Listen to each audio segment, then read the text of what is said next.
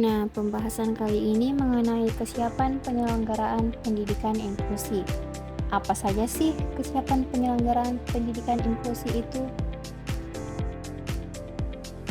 Nah, yang pertama itu adalah visi dan misi pendidikan inklusi, di mana visinya ialah pada tahun 2020 menjadi program studi yang unggul dalam bidang pendidikan khusus yang berkarakter peduli, amanah, gigi, dan inovatif. Kemudian misinya, yang pertama menyelenggarakan pendidikan dan pembelajaran yang mengacu pada ketercapaian pedagogik, profesional, kepribadian, dan sosial yang berbasis teknologi, informasi, dan inklusif.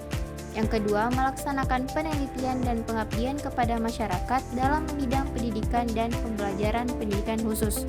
Yang ketiga, mengembangkan kurikulum berbasis Kerangka Kualifikasi Nasional Indonesia atau KKNI. Yang keempat, meningkatkan kualitas dan kuantitas sumber daya manusia program studi pendidikan khusus secara selektif. Yang kelima, meningkatkan kualitas dan kuantitas sarana dan prasarana yang aksesibel bagi mahasiswa disabilitas. Yang keenam, meningkatkan suasana akademik dan non-akademik yang kondusif dan inklusif untuk mencapai kompetensi pendidik pendidikan khusus.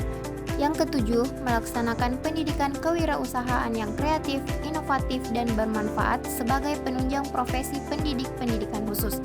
Dan yang terakhir yakni menjalin kerjasama dengan pihak-pihak terkait, baik di tingkat nasional maupun internasional.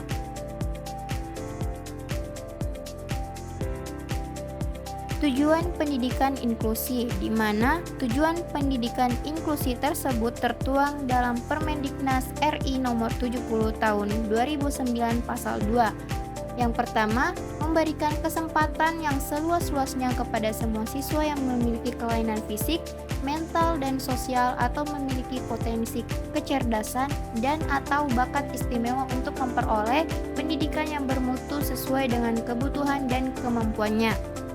Yang kedua, mewujudkan penyelenggaraan pendidikan yang menghargai keanekaragaman dan tidak diskriminatif bagi semua peserta didik. Berikutnya ialah fasilitas pendidikan inklusi, di mana fasilitas pendidikan inklusi adalah fasilitas yang dirancang untuk mendukung siswa dengan kebutuhan khusus dalam mendapatkan pendidikan yang inklusif.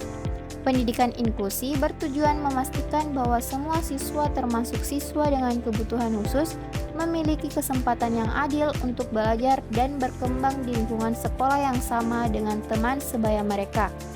Selama ini, anak berkebutuhan khusus disediakan fasilitas pendidikan khusus yang disesuaikan dengan derajat dan jenis kebutuhannya yang disebut dengan sekolah luar biasa atau SLB. Secara tidak disadari, sistem pendidikan SLB telah membangun tembok eksklusivisme bagi anak-anak yang berkebutuhan khusus.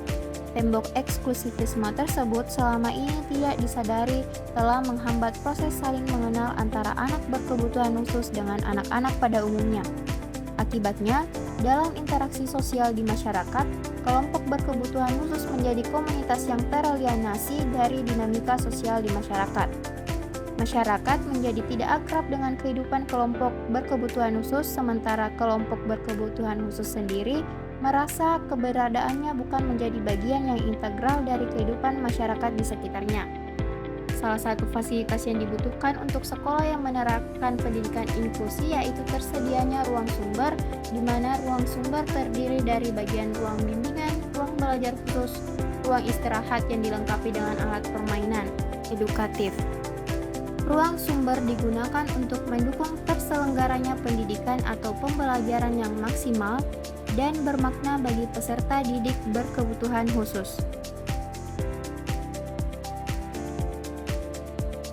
Pengembangan program pendidikan inklusi di sekolah dasar. Sekolah merupakan bagian dari masyarakat yang memberikan pengalaman belajar terencana, di mana peserta didik menerapkan apa yang dipelajari di sekolah ke masyarakat dan memanfaatkan masyarakat sebagai sumber belajar. Pendidikan inklusi merupakan bentuk pelayanan pendidikan yang mempersyaratkan agar semua peserta didik berkebutuhan khusus dapat dilayani di sekolah-sekolah terdekat, di kelas reguler atau di kelas khusus bersama-sama teman seusianya. Hal ini dilandasi oleh kenyataan bahwa dalam masyarakat, peserta didik normal dan peserta didik berkebutuhan khusus atau PDBK yang tidak dapat dipisahkan sebagai suatu komunitas. Oleh karena itu, peserta didik berkebutuhan khusus perlu diberi kesempatan dan peluang yang sama dengan peserta didik normal untuk mendapatkan pelayanan pendidikan di sekolah dasar terdekat.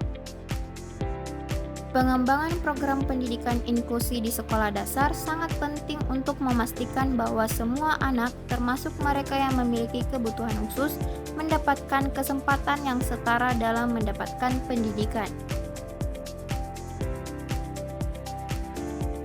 Berikut beberapa langkah-langkah pengembangan program pendidikan inklusi. Yang pertama, melakukan penilaian menyeluruh terhadap anak berkebutuhan khusus dan kemampuan setiap siswa untuk mengidentifikasi siswa yang memungkinkan membutuhkan dukungan tambahan dalam proses pembelajaran.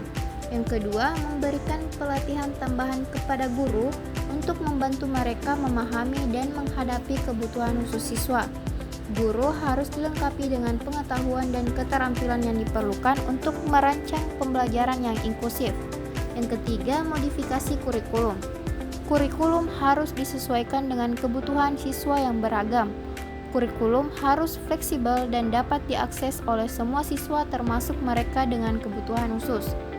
Keempat, dukungan tambahan berupa asistensi kelas atau guru khusus atau fasilitator inklusi untuk bekerja secara kolaboratif dengan guru kelas dengan menyediakan bantuan individual kepada siswa yang membutuhkannya. Dan yang terakhir yakni kolaborasi antara guru dengan orang tua. Kolaborasi di mana melibatkan orang tua dalam pengembangan dan implementasi program inklusi sangat penting. Buatlah komunikasi yang terbuka dengan orang tua siswa dan sertakan mereka dalam proses perencanaan, evaluasi, dan pengambilan keputusan terkait pendidikan anak mereka. Orang tua dapat memberikan wawasan berharga tentang kebutuhan dan keunikan dari anak mereka.